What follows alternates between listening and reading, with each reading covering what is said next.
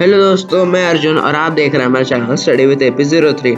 तो आज मैं बताऊंगा कि ऐसा क्या हुआ था कि नेहरू सुभाष चंद्र बोस के लिए अपने पिता के खिलाफ खड़े हो गए थे, और ऐसा क्या हुआ था कि नेहरू को कांग्रेस छोड़ने की नौबत आ गई थी। तो चलिए शुरू करते हैं।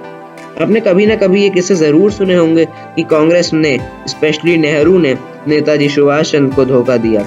लेकिन इसके अलावा बोस के प्लेन एक्सीडेंट में ना मारे जाने के हजारों किस्से हवा में तैरते ही रहते हैं। नेताजी की मौत को नकारने के बाद यह रिजल्ट निकलता है कि बोस को आज़ादी के बाद गुमनामी में इसलिए रहना पड़ा क्योंकि इंग्लैंड उन्हें वॉर टाइम प्रिजनर मानती थी, और सामने आने पर नेहरू उन्हें इंग्लैंड को सौंप देते। और अब सोशल मीडिया के आने के बाद ये र्यूमर्स बहुत तेजी से फैल रहे हैं। इनको और पावर तब मिली जब नेताजी के बड़े भाई शरद चंद्र बोस की ग्रैंडसन चंद्र कुमार बोस ने पिछले कुछ साल में सुभाष चंद्र बोस से जुड़े सभी कोरेस्पॉन्डेंसेस को पब्लिक कराने की मांग करी। बीजेपी ने लगातार अपना फ्यूचर तलाशने की कोशिश में चंद्र कुमार बोस हमेशा गांधी जी और पंडित नेहरू को लेकर फालतू बात करते रहते हैं। उनका सबसे डिस्प्यूटेड ट्वीट 21 अप्रैल 2018 को आया, जिसमें उन्होंने हिटलर को नेशनलिस्ट और नेहरू को गद्दार बताया। तो जब नेताजी से जुड़ी फाइल्स को पब्लिक कराने की मांग पूरी हुई, तो जैसा भी नेहरू जी के हेटर्स आस लगा के बैठे हुए थे, वैसा कुछ नहीं मिला। उल्टा ये पता चला कि नेहरू नेताजी की बेटी अनीता बोस को पेंशन भिजवाया करते थे। जब इन फाइल्स में नेहरू के हेटर्स के लिए कोई काम की बात नहीं निकली, तो नेहरू जी का एक फोटोशॉप हुआ एक लेटर वायरल हो गया। इस लेटर में ब्रिटेन के प्राइम मिनिस्टर को नेहरू बोस की बुराई करते हुए दिखाए गए। लेकिन इस लेटर में कई स्पेलिंग मिस्टेक्स निकली, यहाँ तक कि इंग्लैंड के पीएम का नाम भी गलत लिखा हुआ था। तो ऐसे कई सारे रूमर्स आते रहते हैं जो नेहरू सुभाष के रिलेशन को खराब कर रहे हैं। जिन्हें थोड़ी भी हिस्ट्री पता होगी वो जानते होंगे कि अगर कांग्रेस में कोई दो नेता अगर सबसे क्लोज थे तो वो नेहरू और सुभाष ही थे। तो चलिए अब बात करते हैं नेहरू और सुभाष का इंडियन पॉलिटिक्स में रिलेशन कैसा था, और ऐसा क्या हुआ था कि नेहरू सुभाष के लिए अपने पिता और गांधी जी के खिलाफ आ गए थे। तो बात 1928 की है।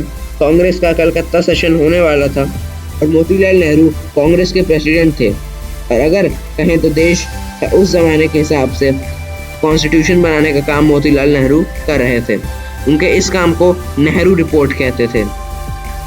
तो उस रिपोर्ट में ये तैयार किया जा रहा था कि कैसे ब्रिटिश रूल इंडिया को किस तरह की लिमिटेड फ्रीडम दे और इंडिया उसमें कैसे काम करे। गांधी जी उस समय कंप्लीट इंडिपेंडेंस का नारा देने को तैयार नहीं थे, क्योंकि गांधी जी का कहना था कि हमें वो टारगेट नहीं रखने चाहिए जो तय टाइम लिमिट में पूरा ना कर पाए, और ऐसे हमारे टारगेट रखने से कांग्रेस की रेपुटेशन कम होगी। ऑलमोस्ट पार्टी के सभी बड़े नेता गांधी जी के साथ थे, लेकिन दो नेता उनके अगेंस्ट थे। वो दो थे नेहरू, जो आगे चल के देश के पीएम बने, और सुभाष चंद्र बोस, जो इंडियन सिविल सर्विस को लात मार के कांग्रेस में आए थे। उन दोनों का कहना था कि उनको ये बात समझ नहीं आ रही है कि जब लड़ाई आज़ादी के लिए हो रही है तो फिर डोमिनियन स्टेट्स की बात कहाँ से आ गई। कलकत्ता सेशन में नेताजी गांधी के प्रपोजल के अगेंस्ट अपना अमेंडमेंट पेश किया। इसमें कहा गया कि भारत को कंप्लीट इंडिपेंडेंस के अलावा कुछ नहीं चाहिए। पंडित नेहरू ने गांधी जी और मोतीलाल नेहरू के खिलाफ जाने वाले इस अमेंडमेंट का पूरा सपोर्ट किया। नेहरू पूर्ण स्वराज की मांग कर रहे थे और नेताजी के साथ खड़े थे। इस मामले में गांधी जी नेहरू को न सिर्फ समझा रहे थे, बल्कि एक बार तो कांग्रेस छोड़ देने की वार्निंग भी दे दी। कोलकाता सेशन के बाद जूनियर नेहरू और सीनियर नेहरू के रिश्ते में दरार पड़ गई। हालात यहाँ तक पहुँच गए कि दोनों में बातचीत बंद हो गई। फिर जल्द ही 1929 के लाहौर सेशन में कांग्रेस के लाहौर सेशन में मोतीलाल की जगह जवाहरलाल नेहरू कांग्रेस के प्रेसिडेंट बने। और अब जब कांग्रेस के नेहरू और सुभाष और पूरी कांग्रेस पूर्ण स्वराज के लिए लड़ रही थी, तो अब 1938 आ गया और कांग्रेस पूर्ण स्वराज के लिए लड़ रही थी, और सुभाष चंद्र बोस कांग्रेस के प्रेसिडेंट बन चुके थे। सुभाष के प्रेसिडेंट बनने के बाद कांग्रेस के बड़े नेता उनकी पॉलिसी से थोड़ा अनकंफर्टेबल फील कर रहे थे। कांग्रेस की बेसिक पॉलिसी यही थी कि वो अहिंसा के रास्ते पे चल के इंडिया को आज़ादी दिलाएं, लेकिन नेताजी हिंसा के रास्ते से आज़ादी दिलाना चाहते थे और उनकी पॉलिसीज़ गांधी जी की बेसिक पॉलिसी से काफ़ी डिफरेंट थी। अगर देखें तो एक टाइप से कांग्रेस में सिविल वॉर की सिचुएशन आ गई थी। सुभाष चंद्र बोस गांधी जी और पटेल जैसे बड़े नेताओं को लेफ्टिस्ट होने का इल्ज़ाम लगा चुके थे और खुद को राइटिस्ट अनाउंस कर चुके थे। सबसे बड़ी बात, उन्हें ये बात पसंद नहीं थी कि कांग्रेस हिटलर को फासिस्ट क्यों मानती है। फिर महात्मा गांधी नहीं चाहते थे कि बोस दोबारा प्रेसिडेंट बने, लेकिन फिर भी नेताजी पत्थाभी सीतारामैया को हराकर दोबारा प्रेसिडेंट बन गए। लेकिन गांधी जी ने नेताजी को रिजाइन करने के लिए मना लिया और शायद अगर गांधी जी ऐसा ना करते तो देश में अहिंसा की जो स्ट्रैटेजी बनाई गई थी वो हिंसा के रास्ते पे चली जाती। लेकिन तो बाद में कांग्रेस के इलेक्शन में 3 दिन ही बचे थे और ये एक तरह से कंफर्म हो चुका था कि बोस ही प्रेसिडेंट बन जाएंगे। तो सभी कांग्रेस के मॉडरेट लीडर जो अहिंसा के रास्ते पे चलते थे बोस के खिलाफ थे, तब भी नेहरू ने बोस के खिलाफ प्रपोजल पे साइन करने से मना कर दिया। फिर 29 जनवरी 1939 को बोस फिर से कांग्रेस के प्रेसिडेंट बन गए। जब सुभाष की पॉलिटिक्स गांधी जी के अहिंसक पॉलिटिक्स से बहुत दूर जा चुकी थी तो गांधी जी को ये बात बर्दाश्त नहीं हो रही थी।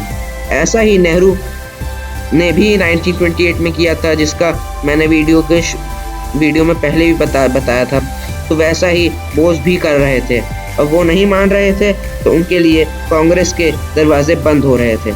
फिर थोड़े दिनों में ही बोस ने रिजाइन कर दिया और फिर एक स्पीच में नेहरू ने बोस से रिक्वेस्ट करी कि वो अपना रेजिग्नेशन वापस ले ले और एक नई कांग्रेस वर्किंग कमेटी बनाए और कांग्रेस का काम चलते रहने दें। लेकिन बोस नहीं माने और बाद में बोस ने फॉरवर्ड ब्लॉक की स्थापना करी। तो यहाँ तक जब बोस कांग्रेस छोड़ के फॉरवर्ड ब्लॉक की स्थापना करी तो इसके बाद नेहरू और सुभाष का रिश्ता एक नया मोड़ लेने वाला था और वो हम आपको अगले वीडियो में बताएंगे। तो इस वीडियो में इतना ही। अगर आपको वीडियो अच्छा लगा हो तो लाइक, शेयर, कमेंट ज़रूर करिएगा और अगर आप चैनल पे नए हो तो चैनल को सब्सक्राइब ज़रूर करिएगा। जय हिंद, जय भारत।